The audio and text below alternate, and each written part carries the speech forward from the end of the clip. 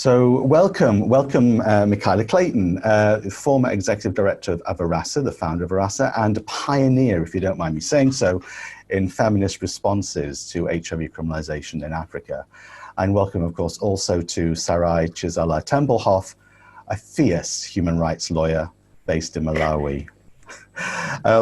Welcome both. So, Michaela, how did Africa end up with so many HIV criminalization laws, and what did you at ARASA do to respond to them? Thanks, Edwin. Sorry, don't know what came over me. I'm completely emotional because of the stories that have just been shared. It is it's emotional. You're right, Michaela. Sorry. Do you want to take a moment? No, it's fine. Okay, thank you, everyone. Sorry for being such a drizzer. Yeah, so in about 2004, there was a workshop that was organized in West Africa that was funded by USAID, which was supposed to come up with a model law. Stop making comments, people. You're making me cry more. Came up with a model law that was supposed to be a good practice law on HIV. But what came out of it was, in fact, a law that became known as the N'Djamena Model Law that really led to what has been known, I think Richard Elliott coined the phrase of legislative contagion. Because what happened was that people picked up on this model law, particularly in West Africa, and we ended up with a slew of laws across the continent that had specific HIV criminalization provisions that criminalized HIV transmission and exposure. So in Francophone Africa, for example, and I know Cecile will talk about this a bit later, but there were at least 19 countries that had HIV-specific laws, of which at least 16 had a specific provision on criminalization. And in Southern and East Africa, the majority of countries have either HIV-specific laws that have criminal provisions or general laws that are applied in the context of criminalization of HIV. And so at ARASA, this was kind of early days. It was 2004, and I think we became very, concerned about the stories that started coming out about these laws that have been put in place. And what was interesting at the time was that a lot of the support for these laws was coming from women's organizations, and it was understandable in a way because it was women who who were becoming infected in relationships where they were not able to enforce safer sex decisions because of gender dynamics and gender inequality within relationships, and felt quite powerless, I think, about being able to protect themselves. And so there was a lot of support for this law from women's organizations. And ARASA then organized a meeting in South Africa. Also, I think it was in 2004, early 2005, where we got a whole bunch of people together, women's organizations, people living with HIV, very diverse group of people, to really unpack what HIV criminalization meant or means. And it was one of those, those meetings you remember where there are these significant light bulb moments where as people started unpacking, what does criminalization mean for women? What does HIV criminalization mean for women? You just suddenly started seeing these light bulbs flash. And it was, well, actually, in the first place, women and girls are disproportionately vulnerable to HIV infection in the first place. But then they're also disproportionately impacted by criminalization because they're often the first to know their status. They are blamed by their intimate partners for bringing HIV into the relationship, get evicted from the home, ostracized, lose their inheritance, lose their children, and often are the first to be prosecuted because they are the first to know. And if you look at the most recent prosecutions across Southern Africa, certainly Southern and East Africa, what is very disturbing is that there's a trend of prosecutions now against women who have, for breastfeeding, women who are positive who are breastfeeding, and which is just completely, completely outrageous. And so, you know, so the work has sort of started in about 2004, but sort of grew across the region. And Sarai is one of the people, my co-couch sitter, virtual couch sitter.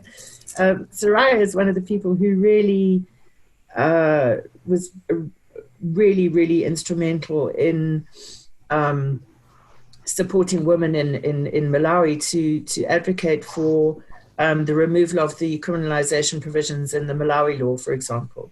So we're beginning. Sorry. Yes. Yeah, no. Well, no, Michaela, that's a great lead into actually to a clip that we have from the last Beyond Blame, where you and Sarai talked about feminist responses, and Sarai shared this incredible story of advocacy in Malawi. The feminist response to this push to criminalize was a mixed one, because a lot of women supported what they thought to be were protections. We realized that a lot of what they fought for and thought of as being protective were actually the very provisions that were then going to be used to incarcerate women, to prosecute women. We sat with grassroots networks of women living with HIV and took them through the proposed law, literally provision by provision. And at the end of that, they then took it up because it was clear to them how this would play out in the reality of their lives, because they are the ones who are who fall pregnant, who are tested, whether they like it or not, when they show up at the antenatal clinic, and therefore would be the first ones to know about their status and would have that knowledge of their status used in a legal sense as a sign of their liability under those the very transmission provisions that they thought of as being protections that they were fighting for. It took that legal empowerment aspect. It took giving people the knowledge, the understanding of the law in ways that they could then use it. And then we took a back seat. And the rest of the whole conversation was driven by the women who said to these parliamentarians, you know, there was people there saying to them that, look, this is very important because we need to protect the unborn. We must protect the unborn from HIV. And this one woman, I'll never forget, she stood up and said, before you care about the baby in my womb, I care about the baby in my womb. Mm-hmm. I care. And that was it. They spoke such truth to power in ways that can only be done, I think, by the collaboration across sectors, across classes, across races. I see that picture there. That was a group of women living with HIV. They put together those posters by themselves. A lot of those posters are talking about my body, my right. They spontaneously put together a song that was against this one tricky provision that remained in the bill, Section 43. And anytime that the parliamentarians would talk about how this is so important and this is so necessary, they would just stand up and start singing and say no to Section 43. And that was it. Section 43 was deleted. Wow. So it was them. It was them.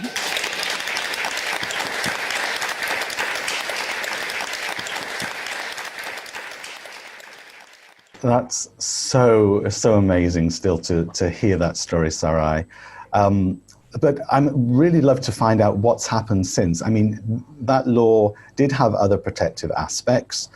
Did it make a difference having the protective provisions still in this law that got passed?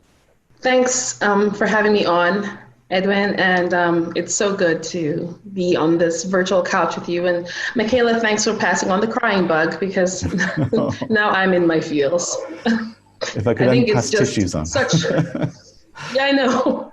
It's just such powerful work, and it remains so critical and so important. And every time when you hear from people whose lives have been so deeply and fundamentally affected by HIV criminalization, you are reminded that there is no time to stop. And to hear from Michaela and using the resources that you provide about more recent criminalizations, again, mainly involving women, for being mothers, you know, mothers living with HIV, it's really devastating. I took the opportunity when we last talked and when I knew I was going to be on here to follow up with some of the women that were a part of the amazing process of bringing about change and ensuring that the then bill and now law wasn't passed with the inclusion of actually it was HIV specific transmission offenses. And I asked them, well, what has happened since? Because you need to be close to the ground to understand what is happening on the ground. You need to find out from people who are living this reality. And they said to me that, as a matter of fact, we are using the law, but in interesting ways. It's not in courts, it is in the communities with the traditional leaders. And so when women or people living with HIV experience some form of discrimination, they are discussing the law and the protections that the law provides with the traditional leaders.